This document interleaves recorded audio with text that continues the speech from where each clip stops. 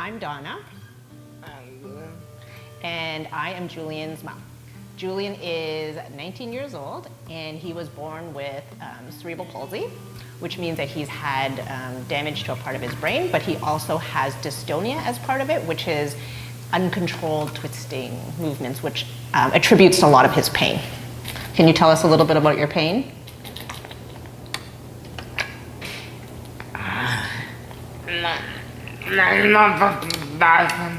Your muscle spasms? Sometimes it's every minute of the day. Now I'm gonna cry. 20, no, okay, all right, yeah, 24 hours, 7 days a week. How does the pain impact how you're feeling?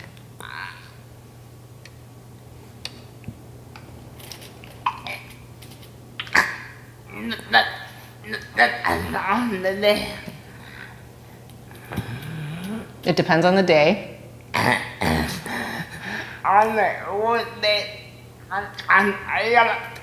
Yes, we're laughing because this is like probably the basis of our fights all the time, because he gets really frustrated, and I understand he gets frustrated, but he yells at me. And sometimes he can be quite rude. And it's not my fault, and I understand his pain, and I always say to him, it's okay to yell. However, could you not be so personal about it? Yeah, exactly. Be so rude, exactly, yes. So it's good that you can laugh about it. It wasn't funny at the time, but yeah, I know. Yeah. Yeah. So he's always had growth spurts, but it used to be like once maybe 3 times a year, he'd have like 2 or 3 periods of 3 weeks at a time. And we would know that it would like end after about 3 weeks. This year, it went on for about 3 months. I feel like it was even longer, maybe 4 months of just like 3 months. And so, you know, he was getting the teacher to call me every day from school. I was picking him up from school. He wasn't making it to the classes. He wouldn't be able to go out. Like, we did not like leave the house on weekends. He wasn't interested in going out, being social or anything. And even like taking part in after school activities became quite a bit of a struggle for him. Pain is just like all encompassing. Like, it takes over. Like, some weekends, like our house is just like this vortex. Like, you know, he just kind of like, he wallows and he just like sucks us all into this, like, you know, and we feel like, oh my God, we've done it again. We know that this is what we're trying to avoid, and we've done it again. We've kind of allowed ourselves to kind of get, you know, all engulfed in this without taking all of those necessary steps that we know to like back out and say, okay, what do you need? Let's, you know. And you know what, to be honest, I think I've been cruising until about this last episode of pain, like this last 4 to 5 month one. This one I really had a hard time. Up until now, I really thought I was like a superwoman. I'm working 2 jobs, I'm taking care of Julian, I'm doing his appointments, I'm staying on top of it, and through it all, I'm staying positive. But this last bout, I felt like that constant every day seeing him struggle was a lot. And it wasn't until maybe 2 or 3 weeks ago that I kind of like really lost it at home, just kind of got really upset. And my husband's like, I'm okay with you taking time. You just have to tell me what you want to do, and you do it. So if it means that on the weekends you need to go and take a couple hours and go work out or go do something. And so literally it's been 2 weeks of us kind of like trying to find a new way to manage this, to say, okay, I have to walk away. Because like I said, up until now, I felt like it's almost like I have failed Julian if I'm gonna fall apart too. So I don't allow myself to, I don't give myself the time to, I'm just gonna keep doing everything that I need to do. But I realize that's not really healthy. And I can't keep myself mentally strong for him if I'm not mentally strong.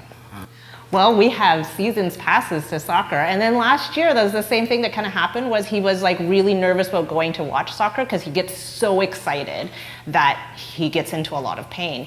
And so he kept on saying, no, I don't think I can do it. So this year we've kind of like, we have seasons passes, so we said, you can go with Dad and you could just watch half of it and leave, like it doesn't matter, right? Like, we have the tickets, just watch whatever you can, and if you can stay, then you stay, right? But it's too bad because he missed out on a lot of games last year because of his pain. One of the things that people don't realize is that while they're suffering, we're suffering. I'm sorry, Jules. I know. I know. Promise. I promise. I know. I promise. I know. I know. I promise. Promise. Okay. Okay. Yeah. Get it together. Okay. Get it together. Okay. So, when Julian suffers, I suffer. Our whole family suffers, and we find it really difficult to manage. And I think it's important that the clinicians, even for the children, realize that, and they have resources for the parents to go to too. What have you found helpful in managing your pain?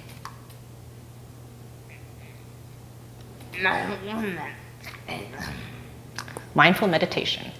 Yeah, so maybe about 6 months ago, we got a referral to a psychiatrist here at Holland Bloorview, and she just kind of mentioned, to help with your anxiety, and it was kind of like his sleep. She's like, he kept waking up, he said he kept waking up at night and then he would be in pain and he couldn't fall back asleep. And she said, well, one of the things you should practice is mindful medication. And she didn't really go much further than that. She just kind of said it. And then I kind of just looked up some articles on it, and me and Julian talked about it, read some stuff about it, and at first, when we came out of the appointment, I said, did you hear what she said? She said, you should try mindful meditation. He's like, that's not gonna work. And then the first night he tried it, he woke up the next morning, he's like, wow, that really helped. And I said, well, why don't we take this and use it during the day too? And so very often, we kind of use that when he's really suffering. And lots of times the teachers at school will say, oh, I think he fell asleep. And I'm like, no, he didn't fall asleep. He was just mindfully meditating and trying to calm himself down and so that helps with his pain. This is the one thing that only he can do for himself. I can't do it for him. We have issues with him having a disability that somebody's always doing something for him, and that affects the way you feel about yourself. And I think by having that ability to be able to calm himself down, he can feel a little bit more successful and he feels a little bit more in control. Yeah, you feel like you're a little bit more in control of it, right? And that, I think, would affect anybody who's in pain, right? Because they feel like they're out of control when they are in pain. Don't wallow in your pain. So I think that has a lot to do with his kind of mindfulness, in that a lot has to do with attitude. When Julian is struggling with pain, we have discovered that a lot of it also has to do with prevention. So yes, so prevention is kind of for him anyways, it's key. I know that we're not talking about pain with other types of diseases and stuff, but for him, it's prevention. And so we do a lot to manage it. So if we manage his anxiety, we can manage pain. So either we manage his anxiety through medication, through having calm environment, through mindful meditation, then we can help to manage it. We try to manage it by environmental things, like keeping his environment cool, that he's not too hot, that he doesn't get overstimulated, that he doesn't get overly excitable, and all those things contribute to his pain. So my take-home message would be that for parents, I think, is to share with your healthcare providers what works, because I think that if our healthcare providers know what has worked for me, then they can even do it as a suggestion, not necessarily as a referral, but say, hey, you know what? How about you speak to this parent because they've tried some things that may help. And I would have loved that connection with somebody to say, yeah, I'll try the same things. I think that something like this, where there's a forum to talk about pain, and especially in the disability community, because there's a lot of stuff out there for kind of pain associated with disease, specific diseases and how to manage it.